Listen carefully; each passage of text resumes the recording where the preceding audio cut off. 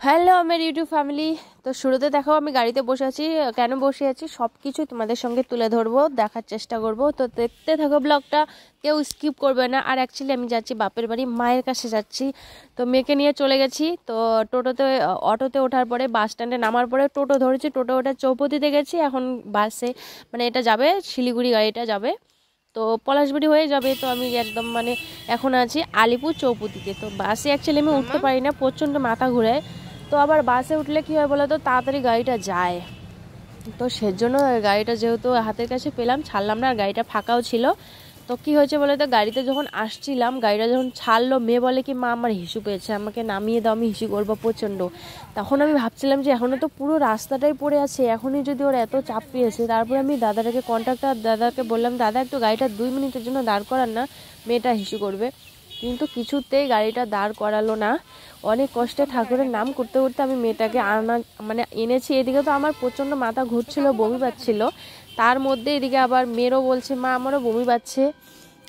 তো অনেক কষ্টে আমি গাড়ি থেকে নামার পরে মাকে ফোন করেছি, আগে মা আসো, তুমি বাস স্ট্যান্ডে দাঁড়িয়ে থাকো, আমার অবস্থা খুব খারাপ। মা আসলো, মেয়েকে নিল। এই যে আমি সোজা একবারে চাউমিনের দোকানে বসে পড়েছি। পলাশবাড়িতে আসবো আর চাউমিন খাবো না, সেটা তো হয় না ভাই। আমার এই দোকানে মানে এত পছন্দ, আমি চাউমিন আর মোমো এত টেস্টি লাগে, আমি অন্য কোথাও এরকম চাউমিন মোমো খুঁজে পাই না। আমার শ্বশুরবাড়িতে তো আরও পাই না সেরকম। তো এসেই আমি একদম বলেছি আমাকে ফুল প্লেট চাউমিন বানিয়ে দাও, চিকেন দিয়ে আর মোমো দাও। তো এই যে গরম গরম চাউমিন, আর যা টেস্টি হয়েছে না।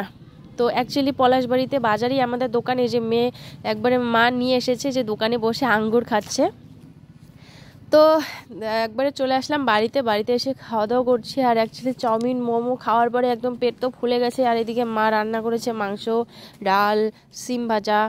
তো আমি বলছি আমাকে অল্প দাও। অ্যাকচুয়ালি আমি খেতেই পারিনি, কারণ আমি অনেকটা চাউমিন মোমো খেয়ে ফেলেছি, যেটা আমার খুব পছন্দ, মানে কি বলবো, খুব তো আমি ভাত খেতেই পারি না, অর্ধেকটা খেয়ে অর্ধেকটা মেয়েকে খাইয়ে দিয়েছি।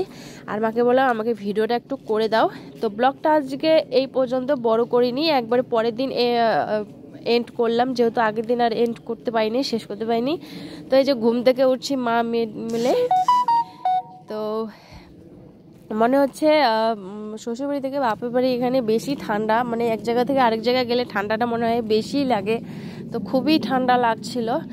আর মাকে বললাম যে লেপটা আগের দিন আমরা যেদিন এসেছিলাম বের করেছিল, কিন্তু ওটা রোদ্রে শুকোতে দিয়েছিল, এর জন্য লেপটা সাথে ছিল না। যাই হোক, অনেকটা কথা বকবক করে ফেললাম। তো ভিডিওটা আজকের মতো এই পর্যন্ত, বেশি বড় করিনি। আর আমি কয়েকদিনের জন্য বাপের বাড়িতে এসেছি, মায়ের কাছে এসে থাকবো কয়েকদিন। তো যে কয়েকদিনই থাকি সব কিছুই তোমাদের সঙ্গে শেয়ার করার চেষ্টা করব। আরও দেখি কোথাও কিছু ভিডিও করতে পারি নাকি, অবশ্যই তোমাদের কাছে শেয়ার করব। আর কেউ যদি আমার ভিডিও নতুন দেখে থাকো তো অবশ্যই আমার চ্যানেলটাকে সাবস্ক্রাইব করে রাখো। Bye bye.